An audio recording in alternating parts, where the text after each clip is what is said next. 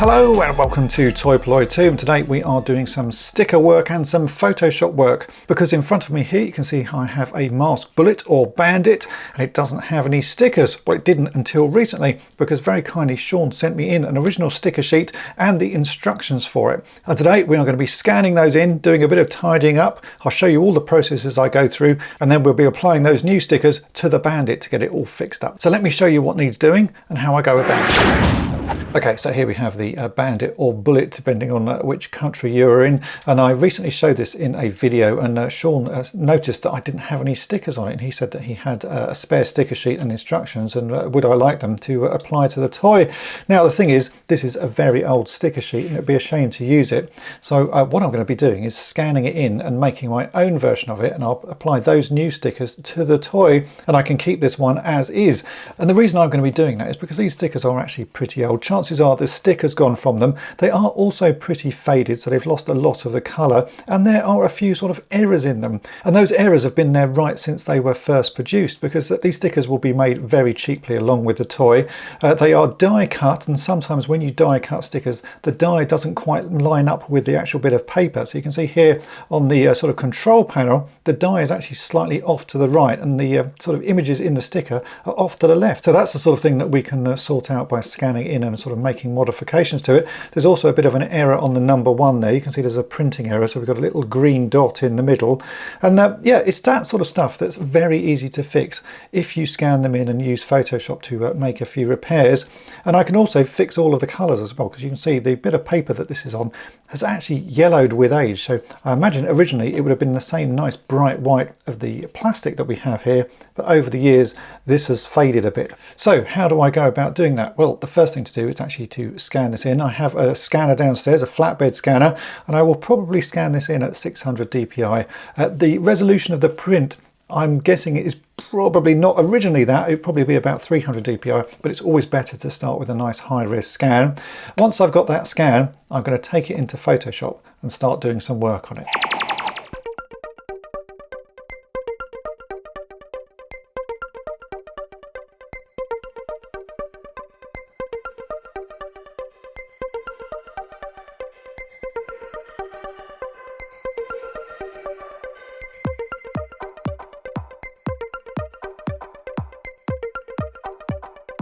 The first thing I like to do after scanning in the sticker sheet is actually make sure that it's all level, because you can never quite get it right on the scanner itself. So I just put a ruler in and then readjust the file so that I know that I've got some nice horizontals. After that, I then start making a mask using the original die cut lines as my guide.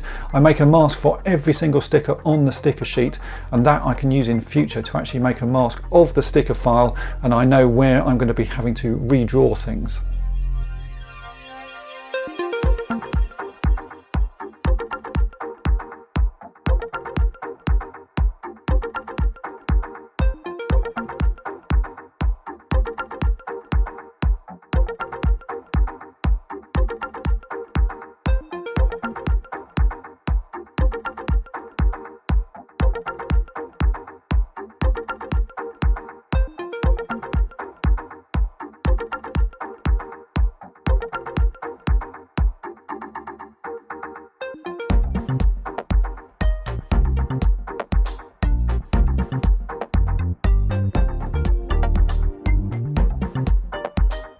It's at this point I start to sort out the colours of the sticker sheet, because as I mentioned, it has aged and gone quite yellow, and some of the colours have been washed out.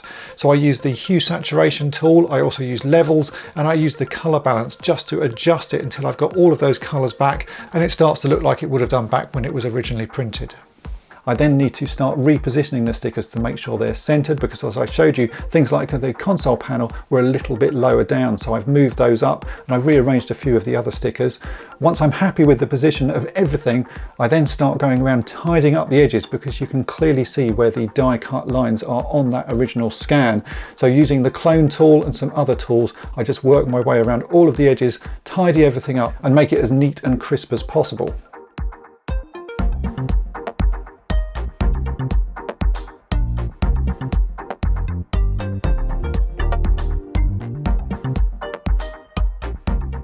As well as fixing up the edges of the stickers, I also go in and fix up any errors that I can see within the main portion of the stickers. In this case, there was that dot on the number 1 and a few other minor little blemishes, so those all get tidied up and hidden away.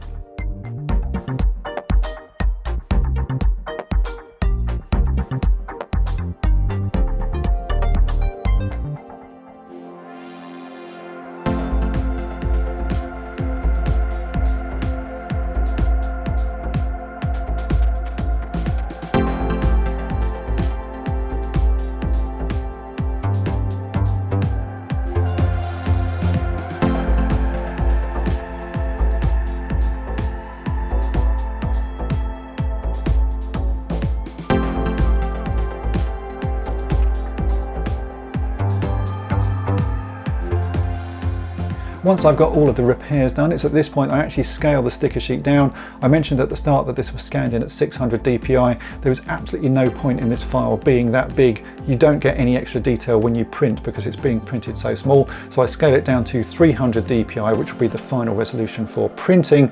I also add all of the Toy Polloi details that I like to add to my stickers so that people know that it's come from my website.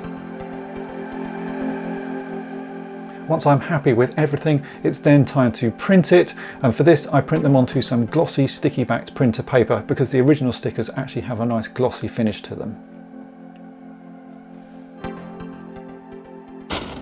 And here we go, this is the newly printed out sticker sheet. So you can see that I've managed to fix all of the sort of the errors that were in the original printing, and I've also fixed the colours as well, so it's now much brighter. If I compare it to the original sticker sheet, you can see how yellow and faded that original paper had gone. All the new stickers are much brighter and much more vibrant, and now also match the colours on the bike. So all we've got to do now is cut these out and apply them to the bike. Obviously the original ones were die cut, these ones we will have to cut with a pair of scissors, and I will be using some tweezers to carefully apply them. When I rework stickers, I always add a grey outline around the area that you are supposed to cut, so you need to cut that grey outline away. And the reason I use grey rather than just leaving it straight white onto the background is because often when you cut a sticker you'll end up with a little subtle white edge, and if I use the grey you don't get such a bright white edge to it, and it means that they blend in better to the toy. So that's the reason I add that little grey edge.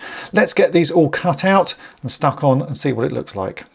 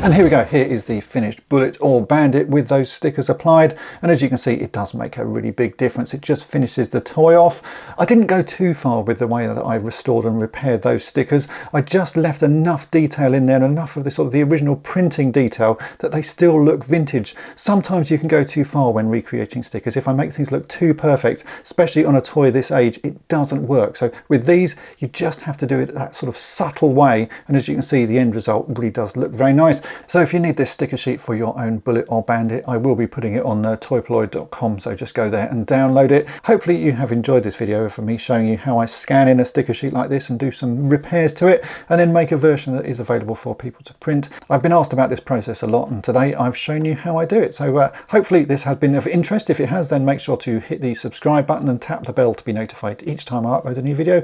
And if you've really enjoyed it, then why not head on over to my main channel Toy Polloi and subscribe there as well. And thanks for watching.